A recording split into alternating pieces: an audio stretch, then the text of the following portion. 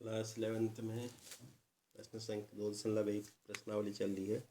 संबंध और फलन प्रश्नावली 2.1 के तीसरा क्वेश्चन तक हो गए हैं।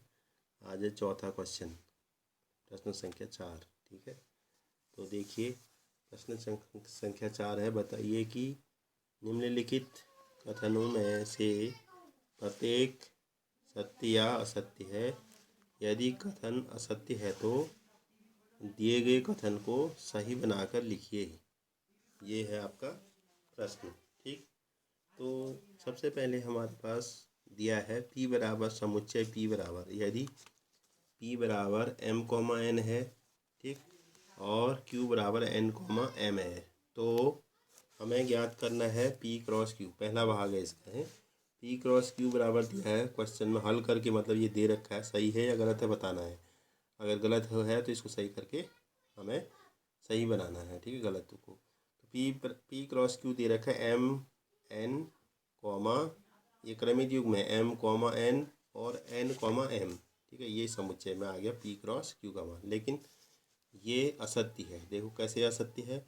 यदि हम P क्रॉस Q करते हैं तो इसमें जितने कितने अवयव हैं, हमारे जितने समुच्चय अवयव होते 1 2 3 4, 4 अवयव आने चाहिए हमारे पास। यहाँ पर 2 ही क्रमिक युग्म है, 4 क्रमिक युग्म आने चाहिए, यहाँ पर केवल 2 ही क्रमिक युग्म है। तो ये कथन वैसे ही सीधे सीधे असत्य हो गया। पहले अवयवों को हम आपस में मल्टीप्लाई कर, 2 इसमें है 2 इसमें है, तो टोटल हमारे पास क्रमिक युग्मों की संख्या 4 आनी चाहिए, इसमें केवल दिया है 2, तो ये असत्य हो गया। ठीक, इसको सही कैसे करेंगे। देखिए सही करने के लिए सबसे पहले हम P बराबर लिखेंगे MN, Q बराबर NM। ठीक, अब P क्रॉस Q करेंगे। P क्रॉस Q कल मैंने बताया था इनका गुणन कैसे होता है। देखो M का पहले इन दोनों से क्रमिक युग्म बनेगा, M गुणा N, M N आ जाएगा क्रमिक युग्म में, फिर M गुणा M एक साथ आ जाएगा, ठीक है। फिर N से करेंगे इसमें N गुणा N, N का क्रमिक युग्म बनेगा, लास्ट में NM का बनेगा। तो इस तरह से ये सही होगा, ठीक है। ये अब देखो 4, अब 1 2 3 4, अब ये कथन सत्य हो गया। तो अतः लिखेंगे दिया गया कथन P क्रॉस Q जो दिया था M कॉमा N और N कॉमा M असत्य है, ठीक है। ये आपका पहला भाग हो गया। तो अब देखिए दूसरा भाग सही है या गलत है, इसको बताना है। देखो दूसरा है, यदि A और B अरिक्त समुच्चय हैं, A और B दो अरिक्त नॉन एम्प्टी, जिसमें मतलब रिक्त नहीं है, ठीक है, अरिक्त समुच्चय है, तो A क्रॉस बी के क्रमिक युग्म x, y का एक अरिक्त समुच्चय इस प्रकार है कि x belongs to A, y belongs to B।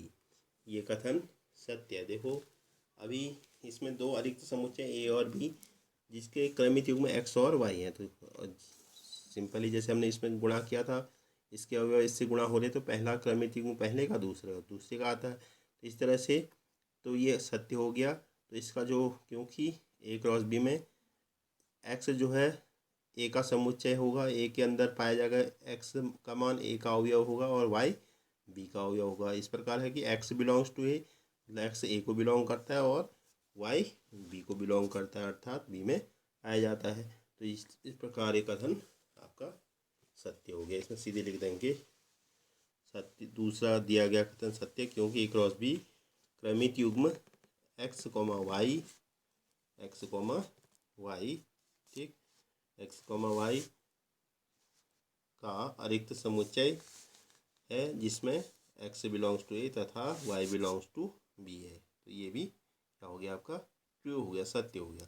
तीसरा कथन देखिए, यदि तीसरा भाग इसका चौथे का, यदि A बराबर 1 2, पहला समुच्चय A बराबर 1 2, B बराबर 3 4, ठीक, तो हमें पूछा है A cross B subset 5 is equal to 5।